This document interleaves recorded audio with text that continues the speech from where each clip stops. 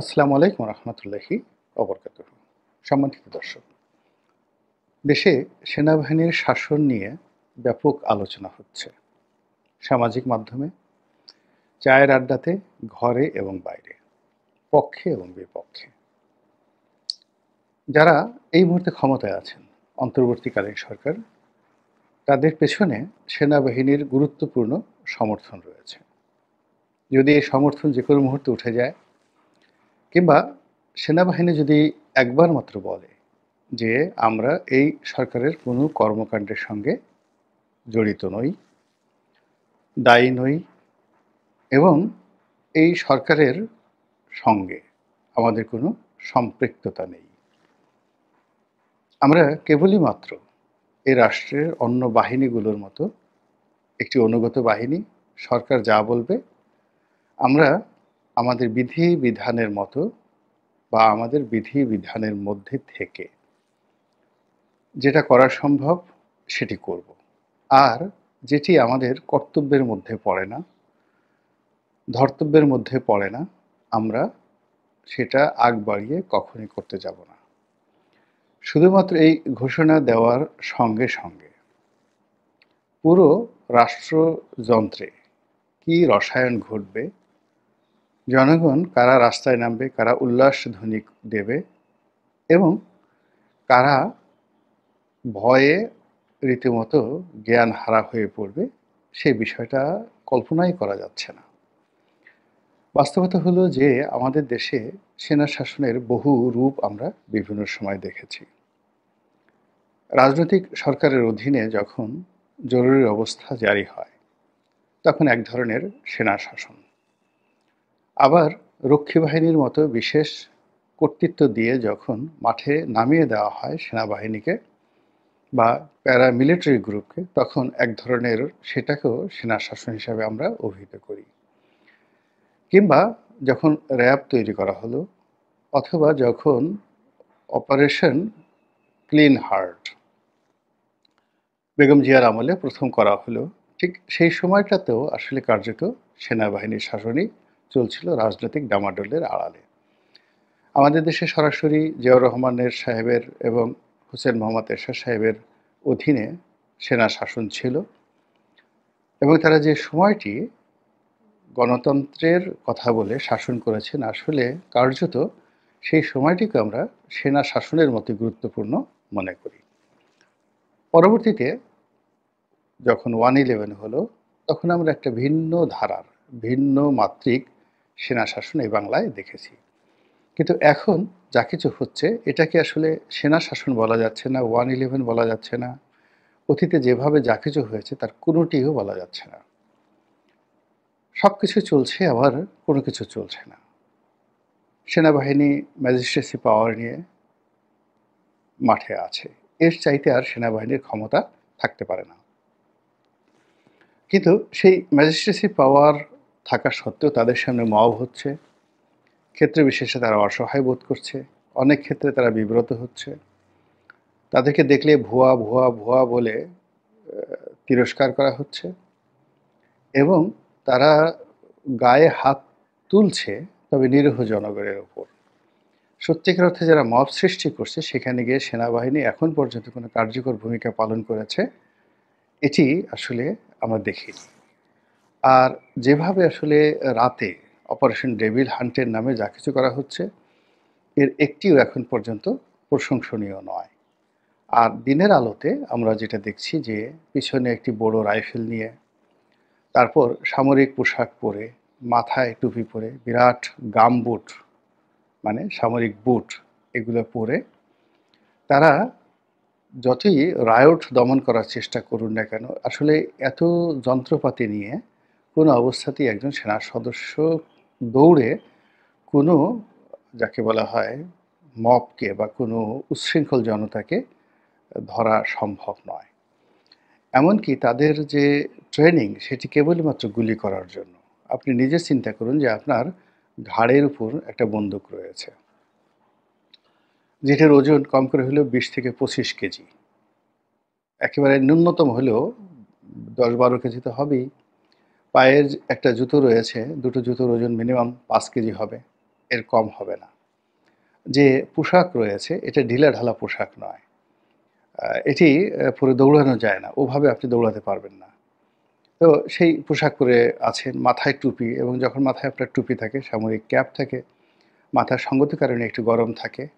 তো সেই অবস্থাতে আপনি হাতে একটা বাঁশের লাঠি নিয়ে যখন একটা মবের দিকে যাচ্ছেন, ২০-২৫ জন লোক দাঁড়িয়ে আছে, তখন আপনার মনে ৩-৪ টি ভয়। ১ম ভয় হলো যে আপনাকে ঘেরাও করে আপনার পেছন থেকে যদি আপনার বন্দুকটি নিয়ে নেয়, তাহলে তো আপনার চাকরিটাই চলে যাবে, জীবনটাও চলে যেতে পারে। অথবা আপনি কতদূর পর্যন্ত দৌড়াতে পারবেন। তো এই বিষয়গুলো আসলে পুলিশ যতটা ট্রেন আপ এই সোশ্যাল রায়ট দমন করার জন্য, সেনাবাহিনী কিন্তু ততটা ট্রেন আপ নয়। ২ নম্বর হলো যে বাংলাদেশে একটি অদ্ভুত পরিবেশ এবং পরিস্থিতি তৈরি হয়েছে দেশি এবং বিদেশি চক্রান্তের কারণে। এ সকল কারণে সেনাবাহিনীর যারা মাঠ পর্যায়ের কর্মকর্তা রয়েছেন তাদের মধ্যে যথেষ্ট দ্বিধা রয়েছে, দ্বন্দ্ব রয়েছে, ক্ষেত্র বিশেষে অসন্তোষ রয়েছে। আবার এটি তাদের যে কেন্দ্রীয় কমান্ড, সেই কেন্দ্রীয় কমান্ডে এসেও বর্তমান যে চলমান পরিস্থিতি, সেই পরিস্থিতির যখন বিচার হয়, বিশ্লেষণ হয়, সেখানে পক্ষ থেকে বিপক্ষ থেকে নানা রকম জটিল পরিস্থিতি ক্যান্টনমেন্টের মধ্যে তৈরি হবে, এটাই স্বাভাবিক।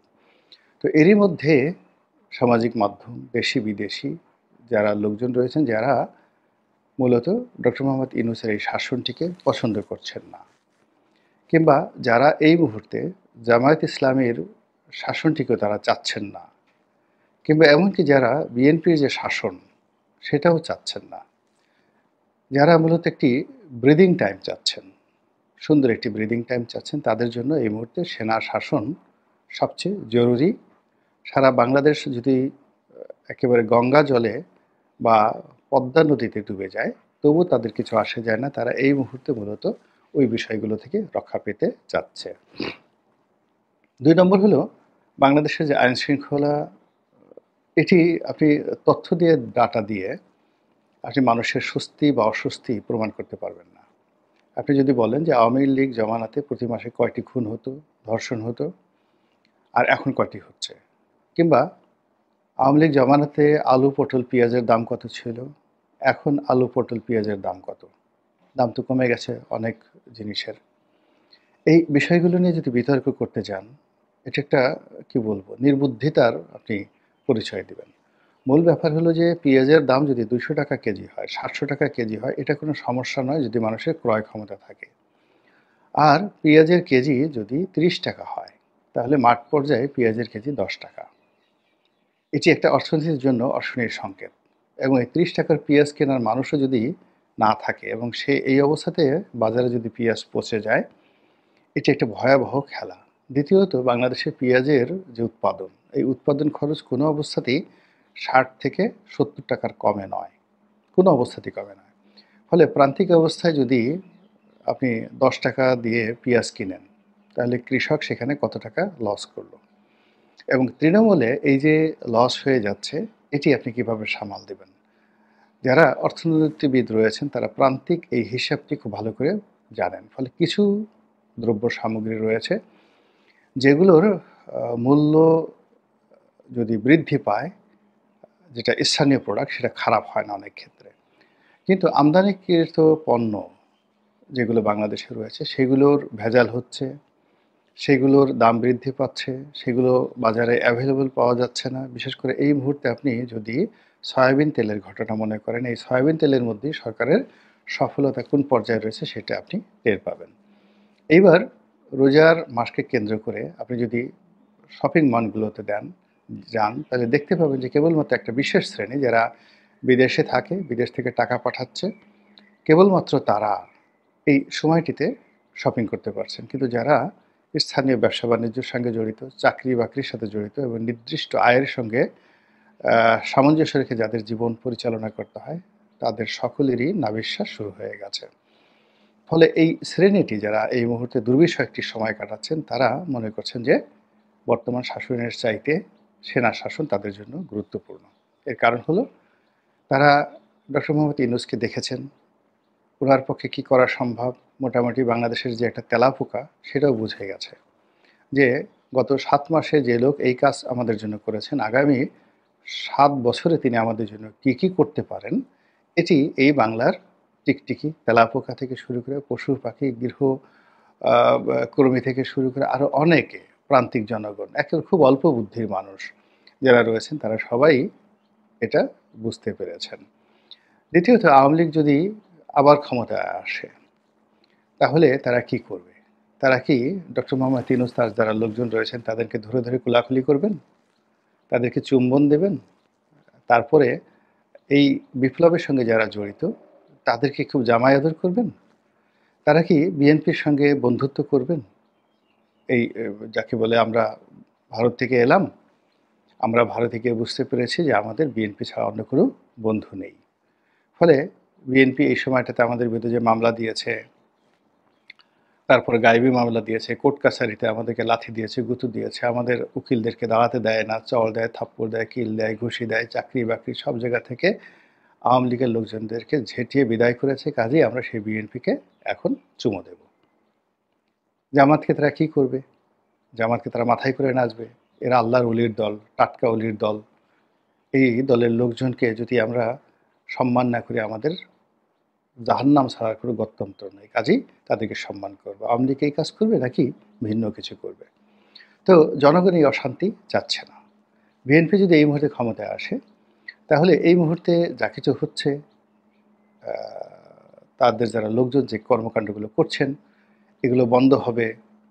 তারপর শেষে যারা চাঁদা নিয়েছেন তারা চাঁদা ফেরত দিবেন, তারা সবাই জেলে যাবেন এবং বাংলাদেশ একটা যাকে বলা হয় জান্নাতের টুকরো হয়ে যাবে।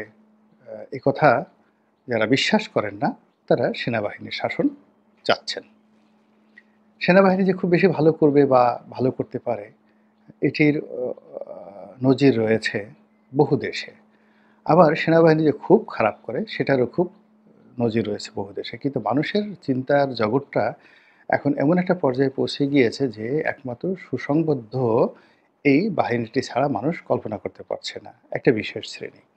অন্যদিকে যারা বুদ্ধিজীবী যারা লোকজন রয়েছেন, কথাবার্তা বলেন, বিশেষ করে আমাদের মতো যারা মাঝামাঝি পন্থা অবলম্বন করেন, তারা সেনাবাহিনীর শাসনকে সঙ্গত কারণেই পছন্দ করবেন না। কেন করবেন না? এখন যেভাবে মুখ ঝুলিয়ে, গাল ঝুলিয়ে যাকে ইচ্ছা তাকে গালাগাল দেওয়া যাচ্ছে, সমালোচনা করা যাচ্ছে, পত্রিকায় কলাম লেখা যাচ্ছে, তারপরে কোথাও একটা টেলিফোন করে সিভিল অ্যাডমিনিস্ট্রেশনকে কথা বলা যাচ্ছে, কিন্তু সেনাবাহিনীর যারা লোকজন কমান্ডে থাকবেন তারা কারো টেলিফোন ধরবেনও না, কথাও বলবেন না। ইচ্ছামতো তারা যদি দুর্নীতি করেন, ও দুর্নীতি বন্ধ করার কোনো ক্ষমতা থাকবে না। তারা যদি ভালো কাজ করেন তাও বাধা দেওয়ার মতো কোনো ক্ষমতা থাকবে না। অর্থাৎ এক্সট্রিম একটা অবস্থার দিকে চলে যেতে হবে।